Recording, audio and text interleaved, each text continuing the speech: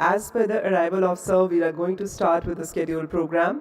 So all the guests who are there, I would like to request you please settle down, take your respective seats. In any minute now, we are expecting Honorable Minister to join us.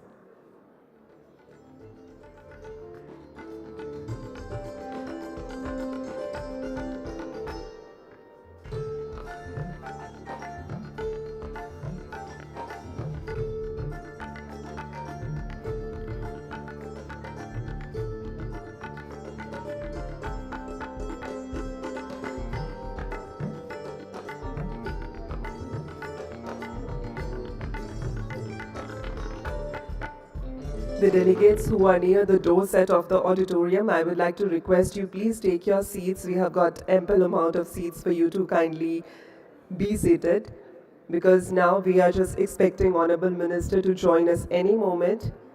So I request you please take your respective seats. Thank you.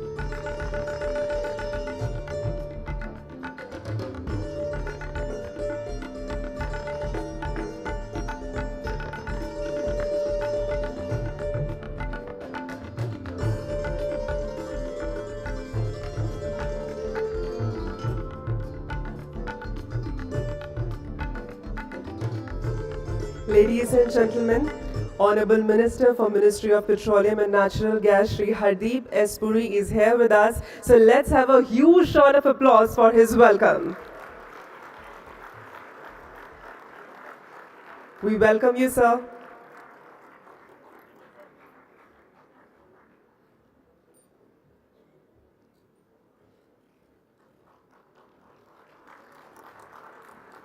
Welcome, sir. I would also request Secretary, Ministry of Petroleum and Natural Gas, Shri Pankaj Jain, to please join us on the stage. So let's have a round of claps for these distinguished dignitaries on the stage.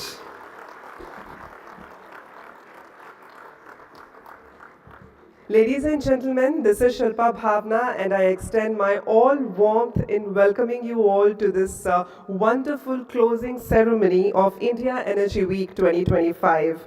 I take this pleasure to host you all in this beautiful ceremony that is held under the patronage of India's Ministry of Petroleum and Natural Gas and supported by the Federation of Indian Petroleum Industry here at the Yashobhoomi India International Convention and Expo Center, New Delhi. Since we have Honorable Minister over here with us, I would just like to share with you all the highlight of this India Energy Week 2025. So this landmark third edition is on track for achieving an incredible 70,000 visitors from over 120 countries over 4 days of networking amongst our 600 participating exhibitors across 9 dedicated themed zones and 9 international country pavilions. I would like to share with you that at our spectacular opening ceremony, Honorable Prime Minister of India, Shri Narendra Modi, set the tone of discussion and focus for the week. Today, I'm really happy to announce the launch of the 58th Indian Petroleum and Natural Gas Statistics Report. It was first introduced in 1966-67. It remains the flagship annual statistical publication of the Ministry of Petroleum and Natural Gas, serving as a critical reference for policymakers, industry stakeholders, researchers, and analysts. So I would like to request Mr. D.K. Ojha, Deputy Director, E&S Division, Ministry of Petroleum and Natural Gas, to please present the journal to Honorable Minister for the launch. And I also request Mr. Praveen Mal Kanoja, Additional Secretary MOPNG, to please join us on the stage for the launch of this journal. Let's have a round of applause, my dear friends.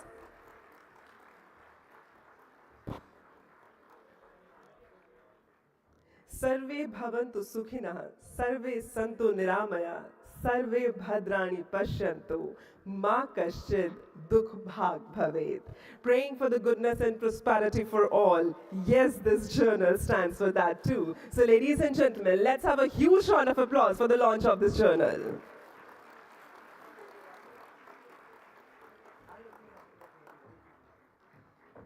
We are just quickly grabbing this golden moment into our cameras.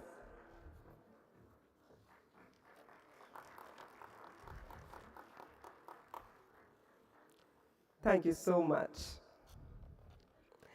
And now, ladies and gentlemen, since we have been witnessing from the past few days the wonderful convergence of the ideas, innovation, and partnerships into this India Energy Week 2025, here is the time to celebrate those collaborative efforts. So I would like to share with you that there were some challenges thrown on the global leaders of energies, and we have got some awardees for that.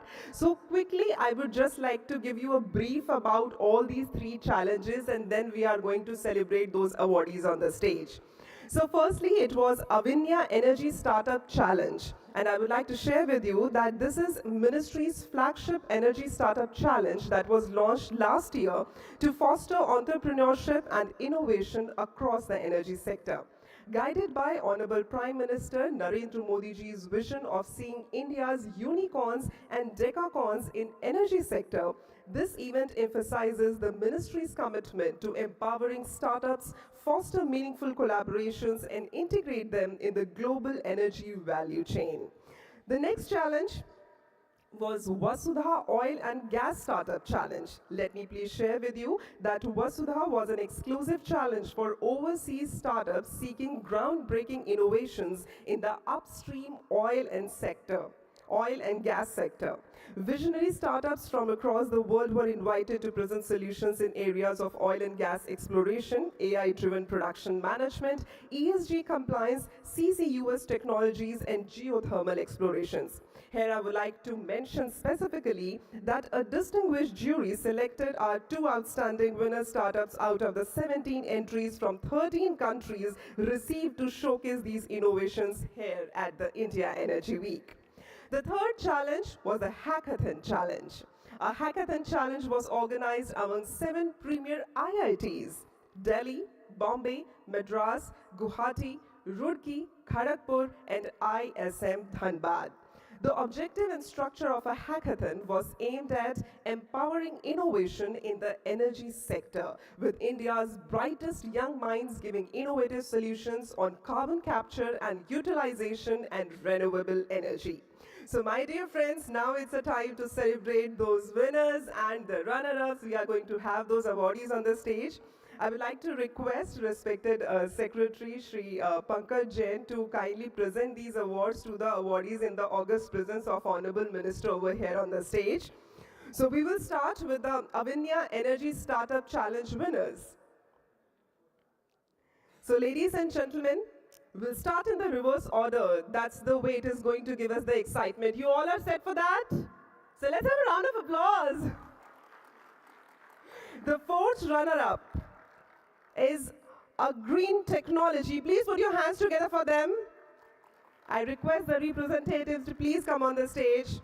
Avinya Energy Startup Challenge, fourth runner-up, a green technology. U Green Technology. Let's have a round of applause for the winner.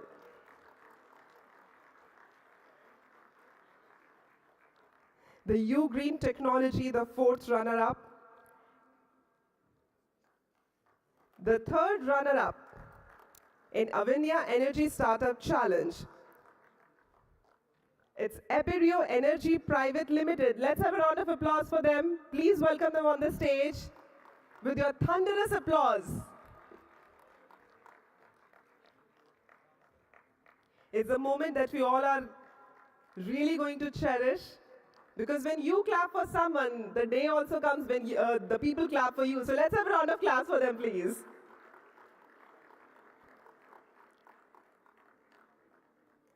Third runner-up on the stage. And the second runner-up in this category is Agri Vijay. Please put your hands together for them. I invite you on the stage to receive the honor. Second runner-up, Agri Vijay. So I invite you on the stage, please. With your round of applause, my dear friends, Avinya Energy Startup Challenge, second runner-up, Agri Vijay on the stage. Such a beautiful moment. The first runner-up in this category is Breathe ESG Private Limited. Let's have a round of applause and welcome them on the stage. The first runner-up in this challenge, Breathe ESG Private Limited.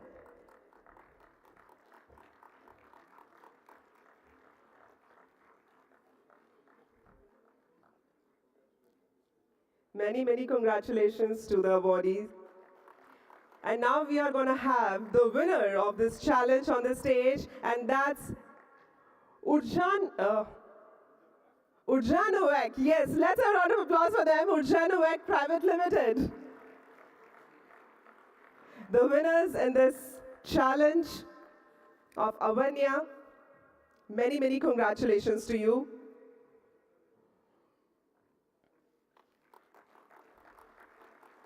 Our next challenge is Vasudha Oil and Gas Startup Challenge, and in this we have got a runner-up from the USA, but unfortunately they couldn't be here with us today, but I would like to take their name.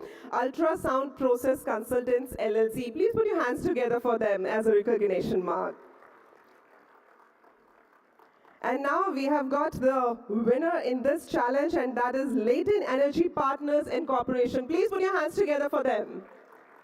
Welcome, sir, and many, many congratulations. Vasudha Oil and Gas Startup Challenge, the winners are there on the stage. Let's have a thunderous round of applause for them.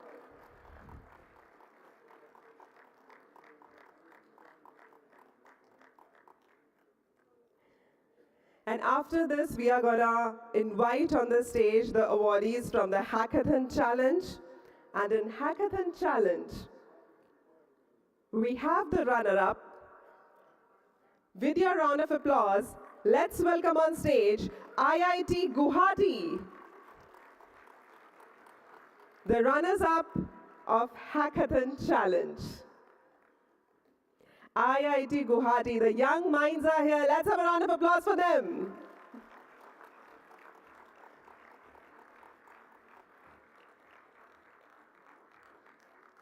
This shows that how much brighter and stronger our country is. Many, many congratulations.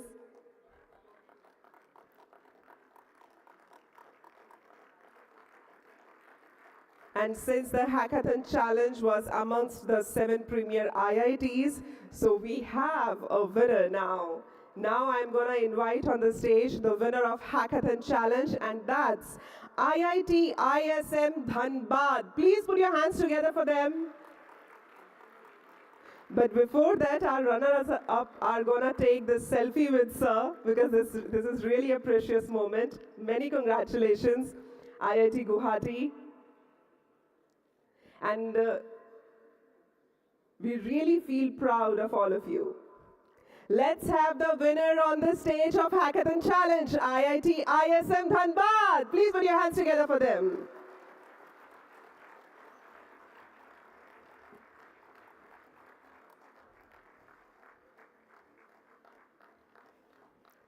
So this is such a precious moment when we see not only experience, but also the future, the innovative ideas on the same platform at a time. Many, many congratulations.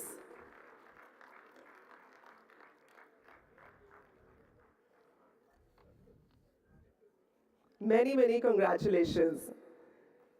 And here we can see what the Gen Zs are all about, capturing the moments in a way of selfie in their own cameras, despite of having number of cameras in front of them. So let's have a round of applause for all of them. Many, many congratulations. Thank you so much. And now it's the time to have the session with the Honorable Minister. So I would like to invite the moderator over here on the stage now. Ladies and gentlemen, we have with us the Managing Editor of CNBC TV 18, Ms. Shireen Bhan. Please put your hands together for her. I invite her on the stage for this session with Honorable Minister. May we please have the chair back on the stage? Honorable Minister is asking for the stage, that chair on the stage, please.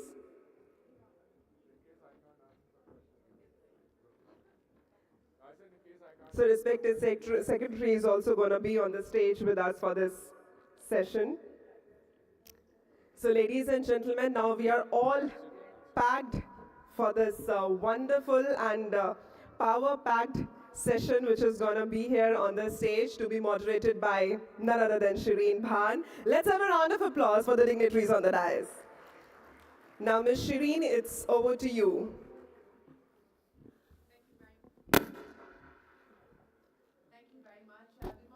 Gentlemen, it's an absolute pleasure to be here with you as we close the India Energy Week. This is the third edition of the India Energy Week, and by all accounts, it's bigger and better than the previous two editions. And I've been speaking to a lot of the participants here, and they tell me that the mood this time around is one of renewed confidence.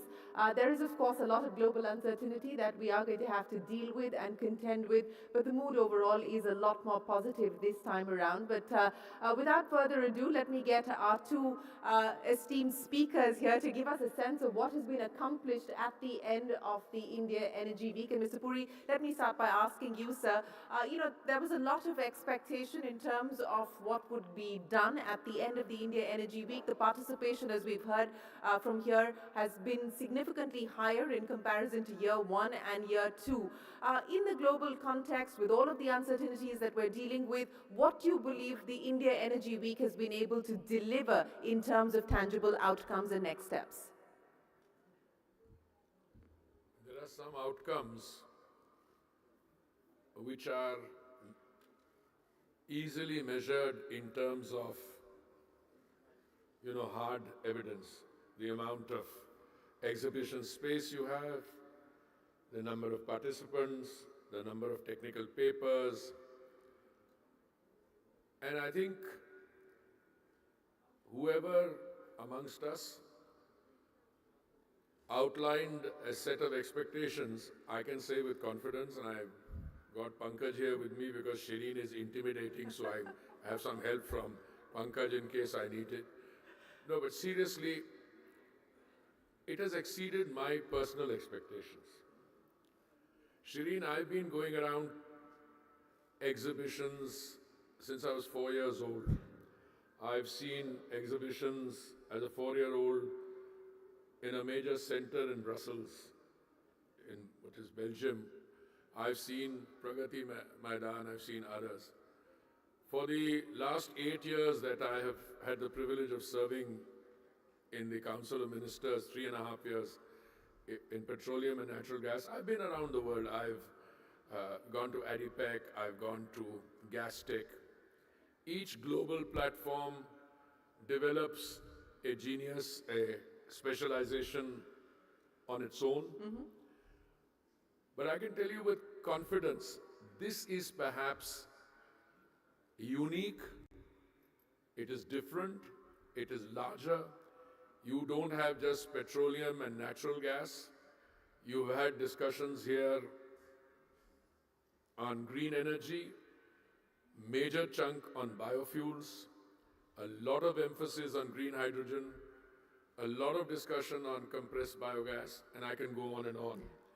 The innovations I've seen here, I have tried every day in my interaction with the press pointing out some of those mind-boggling new developments. You know, energy discussion is not a once in a year you meet somewhere and have a discussion. The purpose of this gathering, and I'm delighted, I've had ministerial panels, but I'm delighted to be here today. I see a lot of youngsters here. I don't mean just those who have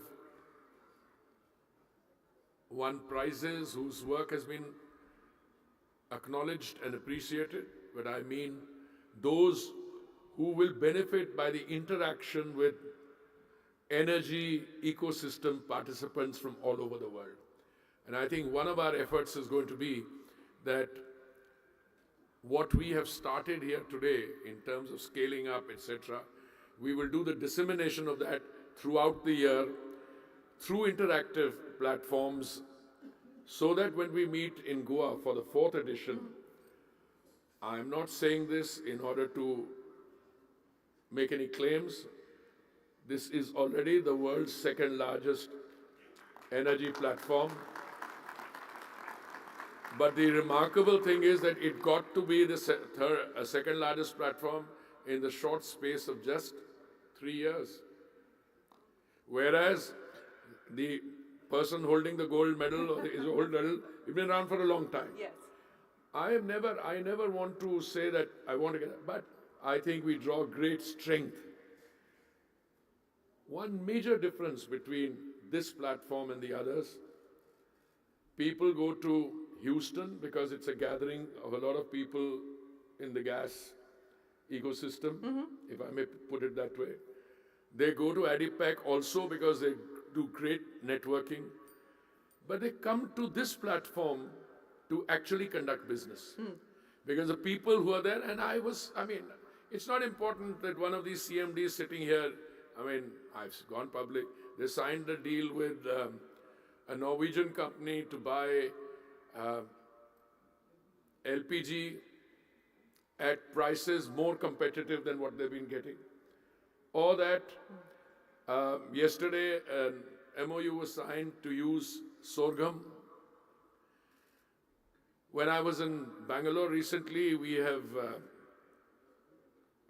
signed up one of our companies, I think it's BPCL, HPCL, to deal with the making of sustainable aviation fuel from seaweed. So if you look at the range of what is happening, and by the way, it's not going to be remaining in laboratories as test examples. You see the evidence of that in the commercial application. I'll just give you one example and then request Pankaj. Yesterday I went to one of the stalls, I think it was the HPCL stall. They showed me a pretty simple, but somebody had to think of it, kit costing as little as 1,000 rupees, which can be used to on a 2-wheeler or a 3-wheeler in order to be able to make it fit for use of biofuels. Right. And the final comment on biofuels, and I say this because somebody asked me yesterday, a very bright academic and journalist, so by when will you have all these green hydrogen buses plying all over the roads? I said, hey, wait a minute. I became Minister for Petroleum and Natural Gas in June, July 2021. If you had asked me at that point of time, when will you really start using biofuels on a major scale, at least 10%, 20%, I would not have been so confident. We had a target of 20% biofuels usage till 2026. We've done it 6 years in advance. We got there. So my view is that the demonstrative effect of a new technology. Yesterday we had an investors meeting, our own domestic guys who, affect the market and who contribute to it. Once you get this combination of innovators, manufacturers, consumers, you look at all the flexi fuel cars which are on this thing. I mean, these are not prototypes to come on the commercial market years later. They are here. They are being marketed. And a flex fuel car, I mean, I was very encouraged. I said it will become very expensive. No, it's just 40,000 rupees more expensive than the other one. So, for me personally, thanks to everybody who made it so, yourself, all the others here, I draw a great deal of satisfaction, and I say that with all humility. And I think this journey which we are navigating, because India is destined to grow, if you look at the kind of resonance that the bilateral meeting in Washington had, and I was just reading the agreement this morning. India is poised to grow, and this was the global, this is what the US CEOs told me. This was the, in their perception, the global growth opportunity, and this is where a lot of people can combine, some to sell us more energy, some to participate in our upstream, downstream, others to bring technology, take our technology. So I think one is truly humbled. Well, I think this room is evidence of the fact that stakeholders here are not just on board with the story, but are also equally excited about taking the story forward. But Mr. Puri, I'll come to the Secretary in just a bit, but since you gave me the segue to address what's happened in Washington overnight, the meeting between Prime Minister Modi and President Trump, and a joint statement has been issued. And part of that, of course, is energy cooperation. President Trump saying that India should buy more LNG, more energy from the US. He's even put out a number there saying that that should increase from $15 billion to $25 billion. I wanted to get your comments on that. We have spoken about this previously as well. Do you believe it makes sense? It is something that we should actively pursue and build on? No, the first comment I want to make is that energy cooperation between the United States and India was widely expected to figure in the bilateral talks. If you read the joint statement, if you read what the President said, what the Prime Minister said, that's evidence. And I think there is already fairly substantial energy cooperation. The fact of the matter is India needs more energy. We have long-term deals on gas with one country which was there till 2028. You've signed another 20 years there. All the ministers I met here, without exception, all want to participate increasingly and more comprehensively in the India energy thing. Many of them want to sell gas to us. We are in the market for more gas. We have a stated policy of taking it from 6% to 15% in the energy mix. And I think we have a very substantive relationship with the United States, mostly on gas. I see definitely those quantities being addressed for increase. And if there is other forms of energy available, I know there was a discussion yesterday on critical minerals, on other forms of energy. Nuclear included. Oh, no, I'm coming. But the most important, apart from all this, because you will recall, Shireen, we went down the US-India civilian nuclear energy agreement. We also got, pursuant to that bilateral agreement, we got a India-specific IEEA safeguards agreement. We've signed on to that 54-member grouping, I think called the Australia Group. I remember that. But no commercial contracting took place for reasons which were not anything to do with India or any other country. But today, when you're talking about small modular reactors, so you're talking the whole range. You're talking about petroleum, natural gas, you're talking about biofuels, the US is a major player. You're talking about nuclear, we talked about artificial intelligence, etc. When we met the CEOs yesterday, quite independent, and apart from the discussions taking place in Washington, one of them said that the US IBC want to set up a small informal working group with us to look at the application of AI. And then the words which struck me from that conversation were frugality, efficiency, and innovation. So it's a very, very positive thing. This is what happens when you talk to somebody who's old. I was a joint secretary on the Americas desk in the 80s. If somebody had told me at that point of time that India is going to be buying even $1 billion of energy from the United States, I may have fallen off my chair. Everything then was looked at in terms of the prism of the Cold War. Today, we've had fantastic meetings with the US IBC. We've had excellent meetings with representatives and ministers from the Gulf, with people from Latin America, Petrobras, oil, OIL, Oil India Limited, cooperation in the Andaman Sea for deep water offshore, them helping us in seismic surveys. We've had discussions with the Russians, excellent big delegation. There were 100 people from Brazil, by the way. So I think there must be some thing that they get, that's why they will come here. It's a very new platform, but it's a growing and it's a dynamic platform. But I would like Pankaj to share with us some of the agreements which have either been doing, but before I request him, I want to tell you that one of the most satisfying meetings from my point of view was a clean energy ministerial with my distinguished colleagues from countries we don't have the benefit. You know, there are 2.8 billion people in the world who still use firewood, charcoal, or kerosene, etc.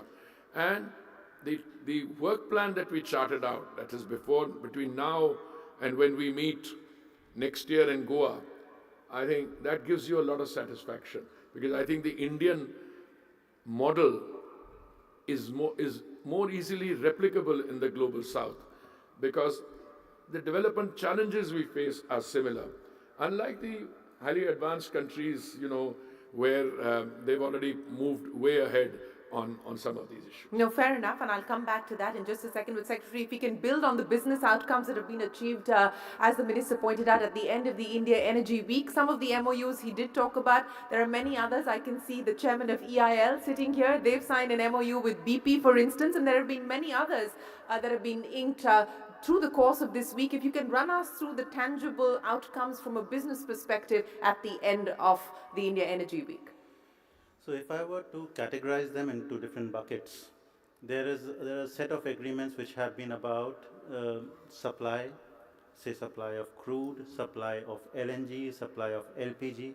Now these have happened with a variety of entities across the world, across various geographies, so whether it is South America, it is Europe, or it is the Middle East. So that's one set of agreements which has happened.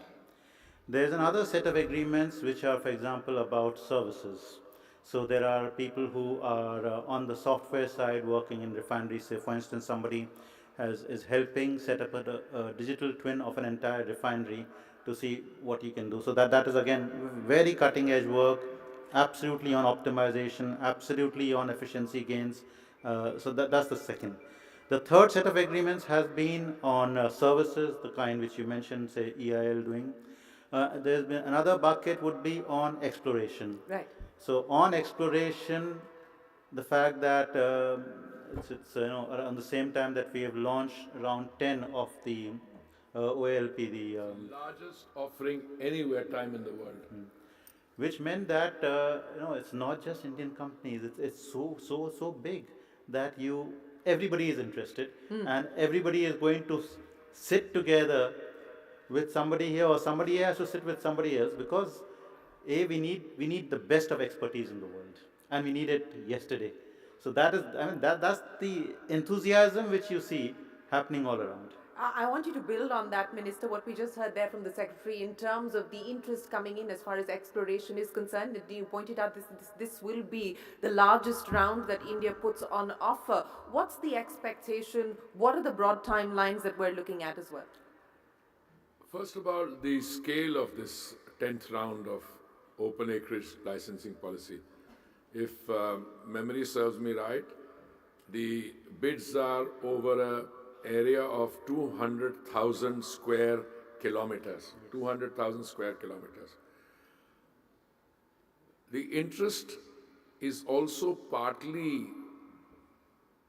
fueled by the fact that over the last few years, we have been making important changes in our own regime. It started way before I came, when we moved from production sharing agreements to revenue sharing agreements. And it culminates or will culminate in the new law that we have passed in the upper house. Shireen, we used to have a law in 1948 which dealt with mining, quarrying, and we were covered. Then many years later, I think 1976 or so, they passed a separate one for mining and quarrying, but we were still stuck with the old one. But it's not just a change in the legal or the legislative framework. What is there is that these changes have been carried out after widespread consultations with all the players, our own domestic actors, the global actors, and our mindset today, which is exemplified by the Honorable Prime Minister's approach. Look, if something more needs to be done, come and tell us. We will deal with it. And today you have a situation where, well, used to regard the public sector as a little, boring. It's like the bureaucracy, but it's all changing. Modi's India, the PSUs are very dynamic. I don't see, but why I'm telling you this is, I know of one case where ONGC is bidding for some block along with BP and Reliance. Now, to me, that is a very strong message of cooperative or collaborative joining of hands. It's a one foreign partner with OIL for the Andaman says, you've got other people here. Why was this possible? Why has it become possible? Because out of our 3.5 million square kilometers of sedimentary basin, we opened up 1 million square kilometers some time ago, and the bids which came in for the 9th round, which was the prior to this, had 38% bids come in that area. My expectation is that this one will be even bigger, and I make that assessment based on the discussions that my colleagues in DGH have had with others, the queries which are coming in. I base it on what the ministers whom I meet tell me, not only here but elsewhere. Timeline is what you asked me. This bill will come up in the Lok Sabha when it resumes, and I think we have a sufficient majority to make sure that it sees the light of day. Well, and that the Parliament is, of course, broken for recess, but we should be resuming next month. So that gives us an broad indication of the timelines 10th that we're... March, I think, is when the that's correct. March, and then those next 3 weeks, it will be done. That's correct. You talked about collaboration. You also talked about the public sector and the renewed vigor that you're trying to inject into the public sector and the way that it's operating in India. I think one of the other aspects that perhaps hasn't been noticed enough is the development that's happened as far as creation of an oil reserve fund is concerned to deal with any kind of exigencies that may arise on account of market volatility, on account of the fact that oil marketing companies may need to, deal with more under recoveries and so on and so forth. So once again, for the benefit of investors who are watching this, for private sector companies who are watching this, if you can throw some light on this oil reserve fund and the rationale behind it, as well as what you intend to do with it.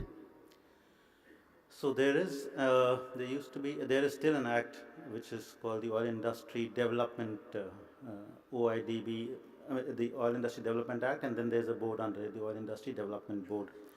So on the nomination fields, which were the fields which ONGC and OIL had much before we started all this business of awarding blocks and so on, there a certain amount gets paid to the exchequer. It goes to the Consolidated Fund of India, but now there is a earmarking which has happened in the budget. So there's much more transparency in the way which it is reported, and that fund was meant to be used, the collection was meant to be used for development of the oil and gas industry. So this actually opens up ways for us to look at many new initiatives in this, many of which would be in tandem with the work which we'll be doing in the exploration side as we go deeper into our offshore waters.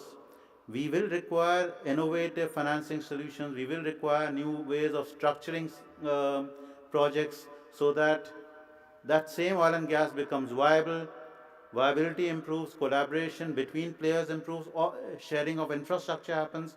All of that gets facilitated now because we can look at this fund and say that it is legitimately there within the budget, and let's now prepare proposals for it. Yes, and that's been made very clear in the budget. If I can ask you about what we're seeing happen globally, Minister, the last few years, many would argue that the world has gone through a period of geopolitical recession with a lack of global leadership, so to speak. And I know that you've previously spoken about the fact that you believe that President Trump in the White House is good news as far as the oil markets are concerned, which in turn is good news for markets like India.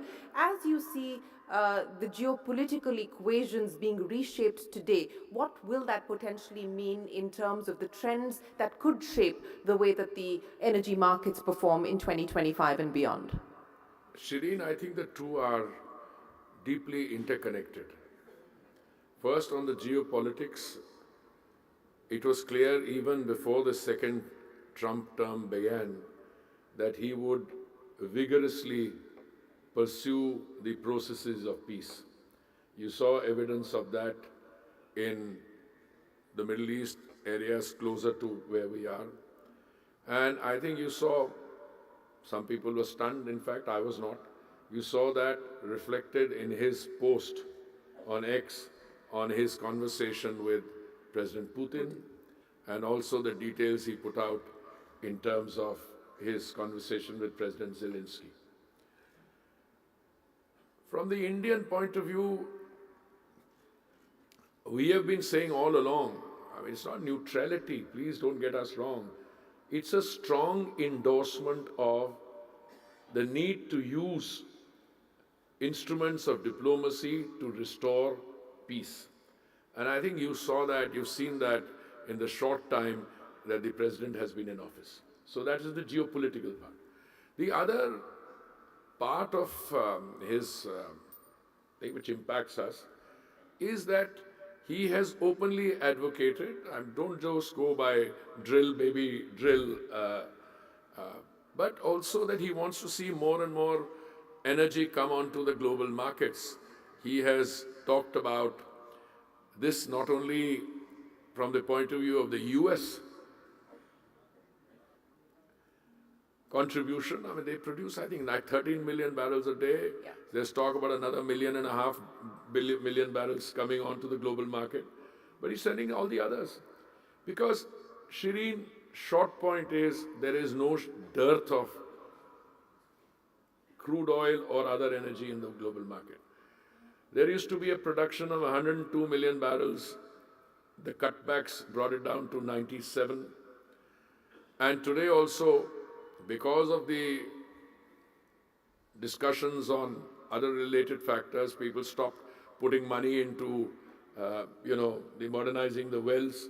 But today the fact of the matter is more and more oil is coming on the market from the Western Hemisphere.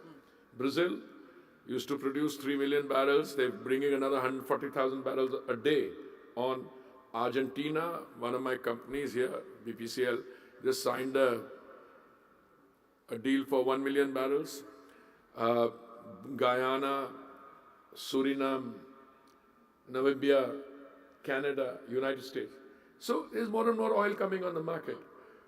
Clearly, therefore, if it's a tussle between people wanting to cut back and people wanting to bring more oil, you be the judge, but I think that is good for countries which are large consumers like India, where, again, I go back to an international assessment. In the next 2 decades, it is expected that 25% of the demand growth will come from India. Yes, and the expectation is that with the growth that we're already seeing at this point in time and the pickup that is anticipated and expected, that demand will continue to be robust. But if I may ask you, Minister, and also for the benefit of our audience watching here in the room and also online, what is the ambition that we have in terms of using our public sector to look for strategic reserves outside of India? ONDC Videsh, for instance, OVL has had that aspiration, but is that going to be something in the new geopolitical era that you foresee as a strategic priority for India? Well, I think that's not something new. I am aware of the Indian investments in assets in Brazil. When I went there as ambassador in 2006, we didn't have much investment. Today we've got, what, $5 billion there. We are talking to countries in that region. We've always invested in oil assets abroad. Venezuela, we had done that. Both the public sector, the OMCs, and the private sector. We have, what, $16 billion of investment in Russia, or the erstwhile Yes. Soviet Union, and now the Russian Federation. One of those investments in particular, I recall Sakhalin-1. It was done in Mr. Vajpayee's time, and I have very happy discussions with the then Petroleum Minister, Mr. Ram Naik, who told me that when he wanted to make this investment of about $200-300 million, everybody here thought that it was not a good idea, except Mr. Vajpayee was, again, a very visionary person. He says, "Nahi, bhau karo." That's how he's written a book on it also. And today, what have you got? The $300 million has resulted in what? 3, 4, $5 billion of 300 million to 5. Well, there are problems, there are geopolitical tension. But I remain completely confident that when you make these investments with your eyes and ears open and after applying your mind, and if those acquisitions are acquired at valuations which are reasonable, you do very well. And all those to that extent. There was a period in between, I don't want to get into that here, where some of the assets acquisition was done on valuations. I keep asking who applied his or her mind to it. And those have become problematic. But I have seen, we have investments even in Mozambique. There's tremendous potential. I know we are hoping in discussions with our other partners that the force majeure is lifted, but there's a lot of gas available there which will come. On gas, I think both our investments, the one we are buying, and it's a question of another year or 18 months. I think you can have all the gas that you want, including in those sectors which we have not been prioritized. We prioritize city gas distribution and fertilizer, but I think good times are ahead.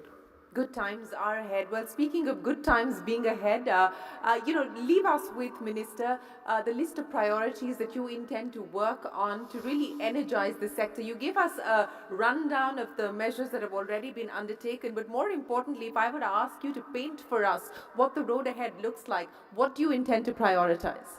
Well, clearly E&P, we have already started. We lost a decade.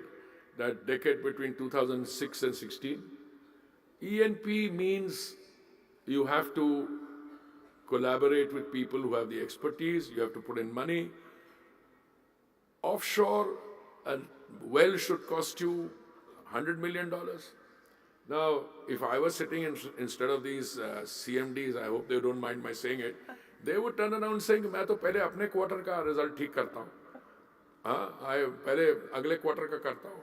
Because E&P means in Guyana they would dug 16 wells, got nothing, so a lot of money down. Yeah. Then on the 17th you strike gold.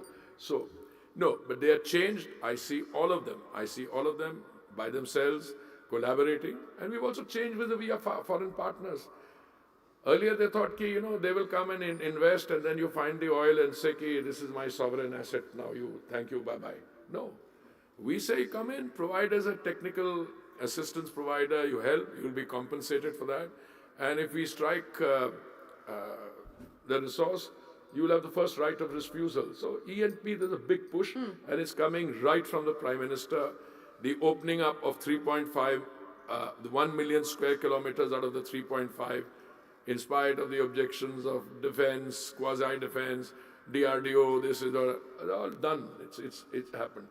Secondly, I think the biofuel story is one of the remarkable stories. We have to start addressing, do we go beyond 20%? Everybody will say yes. To what do we go to?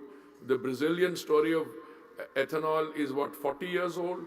They were doing 27% base blending. Today they have taken that 27 to 35. They're going gradually. Where will we go? If you look at the availability, you needed what, 1100 crore liters for 20% blending. We already, Shireen, have capacity for 1700 crore liters. We already have that capacity. I see that 1100 going to 1500 and so on. So that's again an area. But my greatest excitement is green hydrogen. Because somebody told me the other day on a panel, everybody said, petroleum and gas, you're the only one say green hydrogen. I said, but I'm wired differently. Petroleum and natural gas, you've got the plans. Biofuels, yes, you're almost there. But green hydrogen, the developments I see in terms of, I don't mean the demonstrative effect of these buses. Those you'll get more. But today, one of our companies, which is there, all the others are also involved, if they take, instead of 2 of their 11 refineries, you take another 2, convert them into green hydrogen usage. And they've just floated a tender which has got world-class bids from 7 or 8, how many? Yeah, bids. Which means that green hydrogen has arrived. Which means that the target of 5 million metric tons for 2030, which used to be something to talk about, as a talking point, as futuristic, it's there. So we'll get there. And we'll be, along with other countries like the United States, very strong on green hydrogen. And finally, sustainable aviation fuel. And we think Brazil, India, countries like that, United States, because the time is coming when, whether it's the Corsair or European Union mandating, we are moving very strong on the sustainable aviation fuel. Thank you very much for articulating what the priorities will be, Mr. Puri. But, let's leave this audience with your message, both to global investors as well as domestic investors. And I want to start by asking you for your message to global investors who are looking at India and specifically the India energy market. I think one of the issues has been predictability, and you are promising predictability, whether it is in terms of taxes or other commercial aspects. But the message to global investors on why they should do business here in India. I would have been surprised if you hadn't come to the predictability part of the question. I think we should make available the new law which has been passed by the Rajya Sabha and which will hopefully very soon be passed by the Lok Sabha. The issue is that, you had with great reluctance to impose a windfall tax. If you read the new law, that tells you it can't be done in this manner anymore. So we removed whatever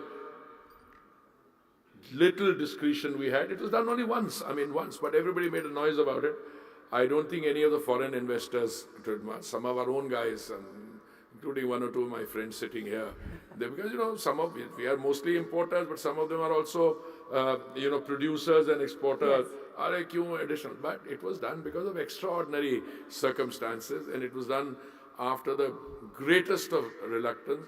But now you'll have a law where you can't do that. So in terms of predictability of policy, moving from a production sharing to a revenue sharing, making all the other changes which the law soon to come into effect provides, I think the predictability takes care. My message to my counterparts and through my counterparts in other countries to their economic operators is, this is not just about India. This is, periodically along comes an opportunity which is a global opportunity. And whether it is traditional energy, the Prime Minister's it's a commitment, Sankalp, India to be a developed country by 2047. I think the link between economic activity and energy use is a very well-proven equation. So we will need more and more energy as we go from a 4 to a 7 to a $10 trillion economy and beyond. We'll need more energy. I think there's a lot of business opportunity in that. There's a tremendous commitment for green transition in that. But I think the fact that you have present here today on the concluding session, friends from Italy, from the UK, from Brazil, from the Middle East, from the United States, shows that that part is acknowledged. And I think this is not just, as the Prime Minister, Honorable Prime Minister says, make in India. India is making also for the world. Many of these technologies, clean cooking, some of those cooktops, some of our other energy, there is an Indian model which is replicable outside. But I wouldn't stop there. There's a fair amount of give and take between us and the industrialized West on energy. I mean, what was signed yesterday on some of those deals, it's not just money, but it also affects the global market. So 2025, do you feel more confident about energy security, about pricing stability, and about the energy markets in general? Well, 2025 is going to be a very important year from my personal understanding. One, this meeting is taking place at the beginning of the year when you are already, I'm not talking about it's a fact, you've already got 20% blending on, you're almost there, next figure. 20% blending on biofuels. You've broken through the hurdles on green hydrogen, pump storage you are demonstrating. The first big tender has been floated for participation. You are already putting the cobwebs of the past, you've put them away, and you're going into E&P in a big way. If you have a 200,000 square kilometer availability in the 10th round of OALP, which means it's big. So these are pointers to 2025, which I don't think energy security during the last 10 years, any oil minister has been worried about here, because youth always thought you will get availability. Well, buy it from here. We've diversified sources. From 27, we've got to 29. One source, we didn't have any purchases, you suddenly became 34%. But we're adding, as I said, Argentina, we're adding other countries. And going forward, energy security, yes, energy security combined with affordability and transition. And on all three, I'm fingers crossed, if I could cross my toes also, but I think we're firmly on that journey. Firmly on that journey. So before I let you go, as we meet in Goa next year for the India Energy Week, are you hopeful of being able to make this the largest in the world? No, I don't look at that. I was Housing and Urban Affairs Minister for 7 years. And the first meeting I attended there was something on RRR, that is reduce, reuse or recycle, I think it's something, it went like that. And the meeting was in Bhopal, and I had my Japanese counterpart. And I said, when did you arrive? He said, last night. And I speak a little Japanese, so I said, what did you do since you came? He said, I went around the town. I said, to do what? He said, I was looking for dirt, and I couldn't find it. So Bhopal gets the first position every year. One first, second position. I'm around with 7 years ago. Now, we rejoice in the fact that some cities remain clean and perfect. Others come up and there is a third-party verification. I'm very happy to allow the people who are running at #1 spot to continue, but we'll give them a run for their money. Well, We'll give them a run for their money, and I think we will both benefit from this expansion. Well, we wish you the very best of luck as you attempt this chase to the top, and we hope that you return with much more energy, enthusiasm, and vigor. Many thanks for joining us And here. I look forward to seeing you there. Apart from that, we'll see you earlier also. But you should be in Goa also. I look forward to being there. Ladies and gentlemen, a big round of applause for Hardeep Singh Puri, the Minister for Oil and Gas, and for the Secretary, Mr. Pankaj Jain. Thank you very much. I hope you've had a productive week here in India, and we look forward to seeing you in Goa. Thank you very much, gentlemen, for joining us here today. Thank you so much, dignitaries. It was really a pivotal session. Thanks a lot. Let's hear it for the dignitaries on the dais. Let's hear it for them. Thank you. With this, I would like to request all you people to kindly be at your respective place because Honorable Minister has to leave. So thank you so much, Honorable Minister Shri Hardeep S. Puri, for joining us over here on the stage.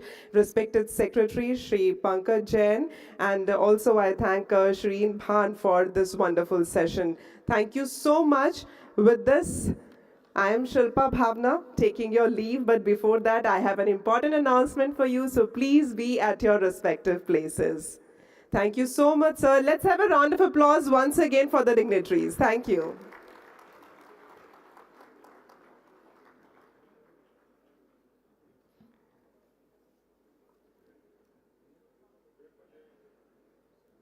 Thank you so much, sir.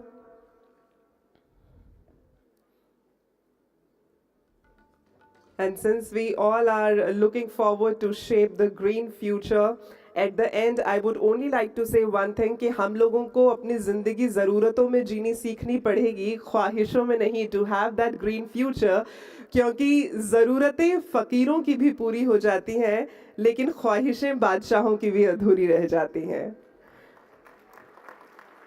So my dear friends, let's all work together to eliminate the path for a brighter future.